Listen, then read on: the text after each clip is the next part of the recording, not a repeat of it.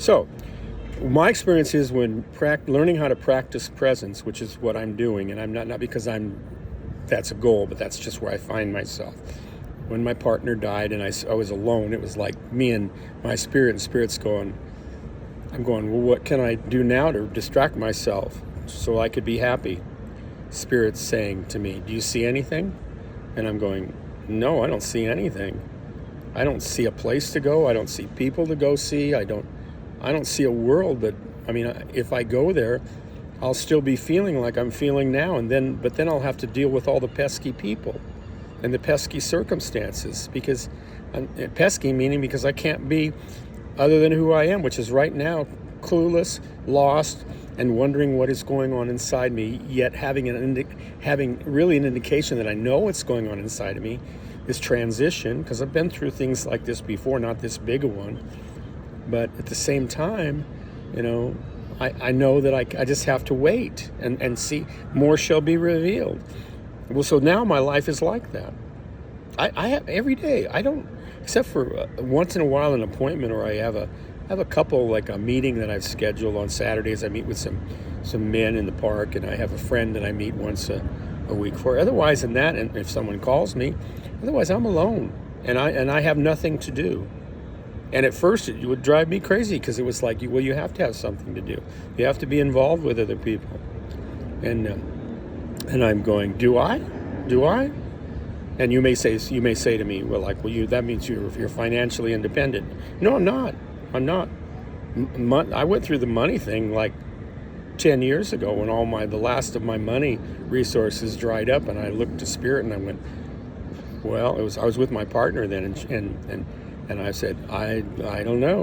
We had my last TSA, my last retirement account, and I was going, well, this is gone this month, and I don't know what to do. So I said, I don't know. I'm not going to try. I'm not at a place where I can even believe that I could work for subsistence, that I could cover whatever needs to be covered. That boat sailed a long time ago.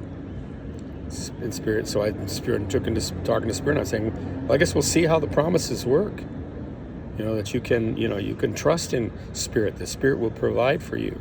And you know what? That was 10 years ago, and Spirit has provided for me ever since. In fact, right now I consider myself very wealthy. I don't have a lot of money, but I don't have a lot of expenses either.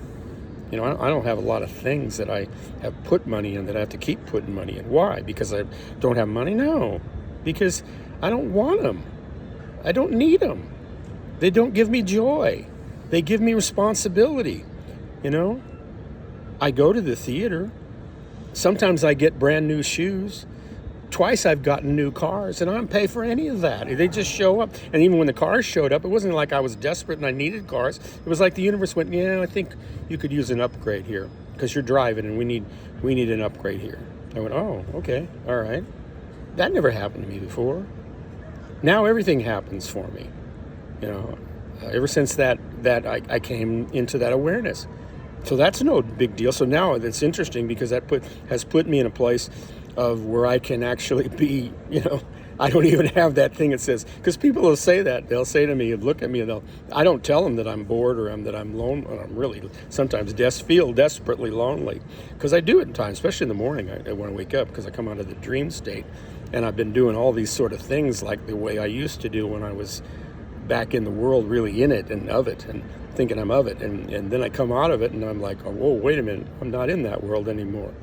But I still have a hangover from that kind of thinking that has been going on in it. And I get up and I move around, and within a short period of time it moves, but not necessarily the feeling, the emotion. The emotions actually can stay, but the nice thing is I don't attach meaning to those emotions, like things like desperation or what do you call it, depression. Again, should's out of my wheelhouse. If there's no should, well, there you go. It's like, if there's no should, it's like, oh, so you're committed to meeting circumstance as it shows up. And I'm going, yeah. Why is that? Well, I can't do should. I have nothing in the tank, in the vision for should. Nothing. Long gone. All gone. But what I can do, and I've noticed, is I can meet circumstance, and I can do it successfully. because I've done it all my life. I'm 100% successful throughout my life in meeting circumstance, however it showed up. And, especially if I throw away the fact that I think I need to take credit for how I met it, because I don't even know that was the way it needed to be met. I realized, and now I realize that circumstance is my friend. And not only that, circumstance is an illusion, because the idea of circumstance is, again, like circumstance is in the present moment. That's when you meet circumstance. It's here and now. Circumstance that's in the future, it's like, well, there you go. There's no future. There's only here and now. And at one point you gotta understand that you've never lived one moment of your life in the future. You've never ever experienced life in the future, and you've never ever experienced life in the past. That should tell you something. I don't know what you think the past is or what you think the future might be, but it isn't what you think it is, because it's not an event. It's not a place. Whenever they do time travel, it just cracks me, like time travel movies, just cracks me up. It's like, oh, they're going to go time travel into their mind to these real highly toxic places and try and create meaning that they've forgotten or they didn't create when they were back then. I'm glad this is a movie, but I'm getting bored. Okay, next video.